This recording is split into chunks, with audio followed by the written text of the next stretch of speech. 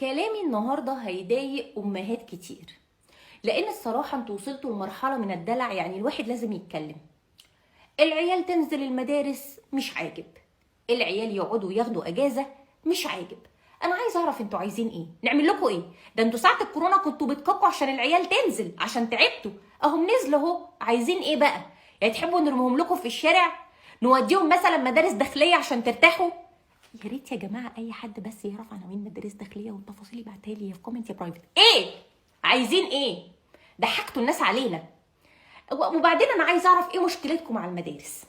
تقولك اصل انا بقعد ساعتين 3 عشان اصحيهم الصبح. ما تقعدي ساعتين ولا 3 ولا 4، ده لمصلحتك يا عبيطه. دول بيبلوروا شخصيتك للافضل، بيعلموكي الصبر، قوه التحمل، الجلد، انك عادي ما يفرقلكيش حاجه. شفتي هم همهم على مصلحتك ازاي؟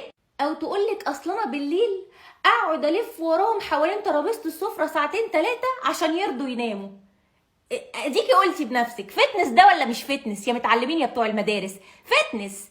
العيال عايزينك تبقي سليم وهيلسي. عشان تعرفوا بقول لكم كل حاجه هم بيعملوها عندهم نظره مبعديه، بيفكروا في صحتك، لكن انتي نظرتك ضيقه. نيجي بقى للمذاكره اللي عامله لكم كله في نافوخكم. دي كلها فوائد على فكره.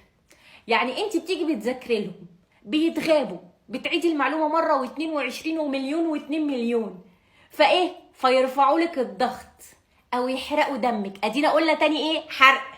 حرقوا. يبقى اذا هنحرق كالوريز، اذا هنخس، اذا صحتنا تبقى احسن، لحد لما تبقي قشايه جلد على عظم. شفتوا؟ هم عايزين مصلحتكم. وبصوا قلنا ايه؟ الضغط هيعلى عادي، الضغط يعلى اوكي، لكن يوطى لا. هم عايزين لكم العزه والرفعه، لكن انتوا عارفين لو الضغط كان وطي انخفض ازعل منهم. وبعدين الضغط العالي حله بسيط، تاخدي الدواء بتاعك، تكلمي الدكتور يزود لك الجرعه. يعني احنا هنعرف نظبط امورنا، لكن نطلب منهم ان هم ما يتبردوش؟ لا يكلف الله نفسا الا وسعها. هيعملوها لكم ازاي دي؟ بعدين لما حضرتك هتعيدي المعلومه مره و20 و30 هتستعيدي يا بنت ذكريات الماضي، هيرجعوكي لفتره الشباب والطفوله بعد ما جابولك شيخوخه مبكره. شفتوا بقى همهم على مصلحتكم ازاي؟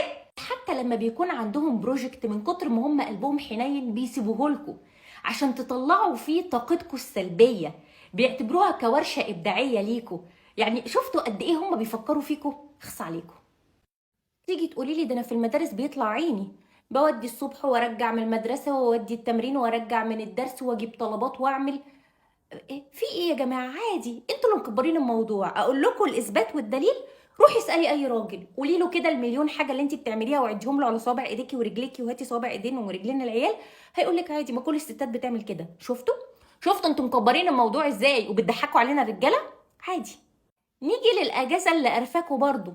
تلاقي واحده تقول لي دول بيصحوا من الساعه 5 الصبح ويقعد يرزع عليا باب الاوضه ولا امن الدوله، طق طق طق، يا ماما اصحي يا ماما اصحي. ده لمصلحتك برضه يا خايبه يا هبله. بينبه الجهاز العصبي بتاعك الا يكون نام ولا ناعس شويه، ده جزاته. تلاقيه بيخبط عليكي الساعه 5 الصبح عشان يديكي معلومات عامه ببلاش. يقولك يا ماما اصحي ده الصن طلعت. كنت هتعرفي حضرتك وانت نايمه ان الصن طلعت الا لو كنت مثلا فتحتي الشباك او فتحتي ناشونال جيوغرافيك؟ انت معاكي جوجل يا حبيبتي قاعد معاكي في البيت، انت عايزه ايه تاني؟ بطلوا بقى تتبطروا على النعمه. وعادي كده ان انت تلاقي واحد شحط كده في ثالثه اعدادي ويقول لك يا ماما اصل الصن طلعت، ده تديله على قفاه عادي. من اهم مشاكل الامهات في الاجازه تقولك ده انا عيالي ما بيبطلوش طلبات. يعيشوا يطلبوا يا حبيبتي، يطلبوا اكل وسناكس ومشروبات فاكرين نفسهم عند فرغلي.